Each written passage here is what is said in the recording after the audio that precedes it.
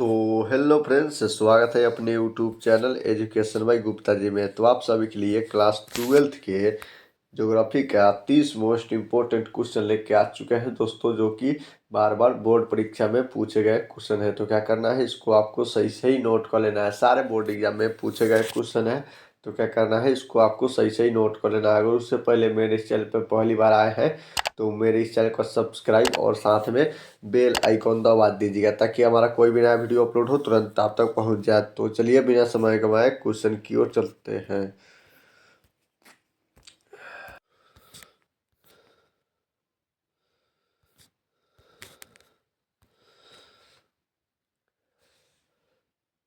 तो आपको पहला नंबर में दिया, निम्न में से किस महाद्वीप में जनसंख्या मतलब वृद्धि सर्वाधिक है? तो इसका राइट आंसर, एक के राइट आंसर बी हो जाएगा।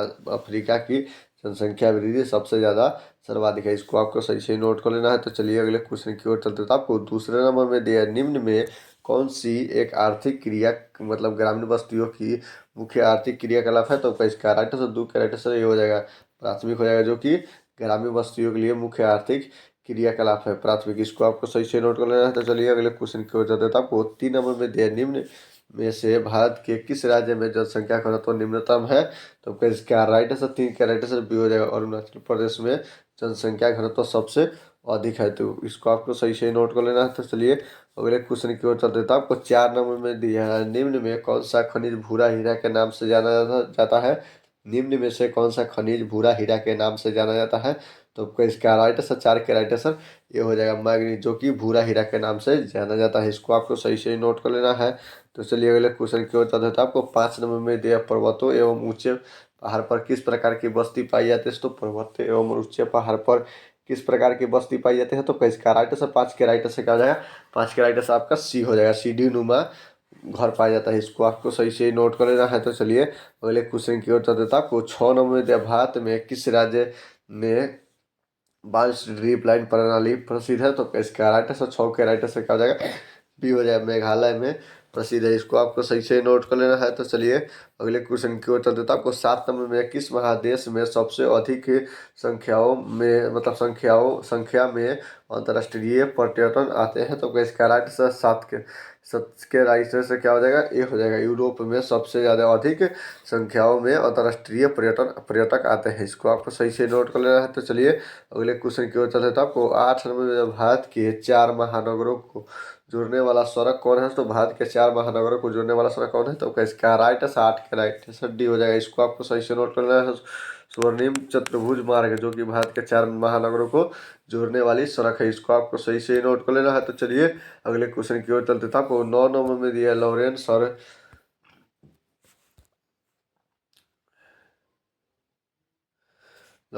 क्षेत्र प्रसिद्ध है। लॉरेंस सर क्षेत्र प्रसिद्ध है। तो इसका राइट आंसर, 9 के राइट आंसर क्या हो जाएगा? 9 के राइट आंसर ये हो जाएगा, लौह यश के लिए क्षेत्र प्रसिद्ध है। इसको आपको सही से नोट कर लेना है। तो चलिए अगले क्वेश्चन की ओर चलते हैं। तो आपको 10 नंबर में, अंगूर की खेती क्या कहलाती है? तो अंगूर की खेती क्या कहलाती है? तो इसका राइट आंसर, 10 के राइट आंसर क्या हो जाएगा? 10 के राइट आंसर बी हो जाएगा, विटिकल्चर, जो कि अंगूर की खेती विटिकल्चर कहलाती है। इसको आपको सही से ही नोट कर लेना है। तो चलिए अगले क्वेश्चन की ओर चलते हैं। तो आपको 11 नंबर में दिया जा रहा है, जियोग्राफिया मतलब जेनेरलासी के लेखक कौन है? तो जोग्राफिया जेनेरलासिस के लेखक कौन है? तो इसका राइट आंसर, 11 के राइट आंसर क्या हो जाएगा? बी हो जाएगा, वार्नेशियम हो जाएगा। जोग्राफिया वार्नेसी के लेखक कौन है? तो वार्नेशियम हो जाएगा। तो चलिए अगले क्वेश्चन की ओर चलते हैं। तो आपको 12 नंबर में दिया, बिहार के लोग भाषा परिवार समूह से संबंधित है। तो इसका राइट आंसर, 12 का राइट आंसर भी हो जाएगा। इसको आपको सही से नोट कर, द्रविडियम हो जाएगा। बिहार के लोग किस भाषा परिवार समूह से संबंधित है? तो द्रविडियम हो जाएगा। तो चलिए अगले क्वेश्चन की ओर चलते हैं। तो आपको 13 नंबर में, अलंकेश्वर क्षेत्र कहाँ है? तो अलंकेश्वर क्षेत्र कहाँ है? तो इसका राइट आंसर, 13 के राइट आंसर क्या हो जाएगा? 13 का राइट आंसर डी हो जाएगा, गुजरात में अलंकेश्वर क्षेत्र स्थित है। इसको आपको सही से ही नोट कर लेना है। तो चलिए अगले क्वेश्चन की ओर चलते हैं। तो आपको 14 नंबर में दिया रहा है, किस पंचवर्षीय योजना का अवधि 7 से 12 वर्ष तक होती है? किस मतलब पंचवर्षीय योजना की अवधि 7 से 12 वर्ष तक होती है? तो इसका राइट आंसर, 14 के राइट आंसर क्या हो जाएगा? 14 के राइट आंसर आपका सी हो जाएगा, 11वीं का ये हो जाएगा। इसको आपको सही से नोट कर लेना है।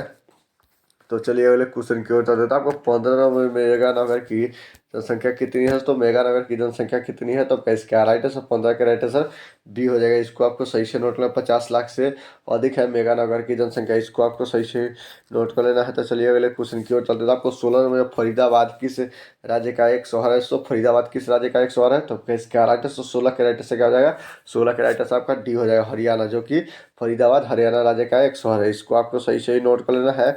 तो चलिए अगले क्वेश्चन की ओर चलते हैं। आपको 17 में गेहूं की खेती के लिए आदर्श तापमान कितनी होनी चाहिए, गेहूं की खेती के लिए, तो इसका राइट आंसर 17 का राइट आंसर बी हो जाएगा।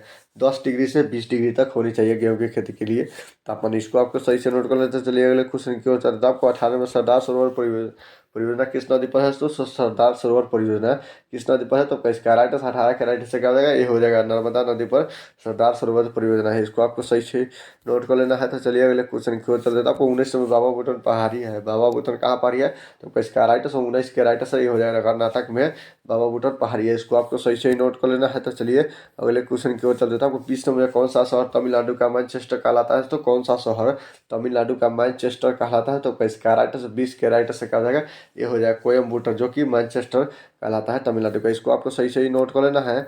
तो चलिए अगले क्वेश्चन की ओर चलते हैं। आपको 21 में पनपा नहर जोड़ता है, पनपा नहर जोड़ता है पनपा नहर नहर को, तो इसका राइट आंसर 21 के राइट आंसर क्या हो जाएगा, 21 के राइट आंसर आपका बी हो जाएगा, कोलोन से जोड़ता है पनपा नहर। इसको आपको सही से नोट कर लेना है।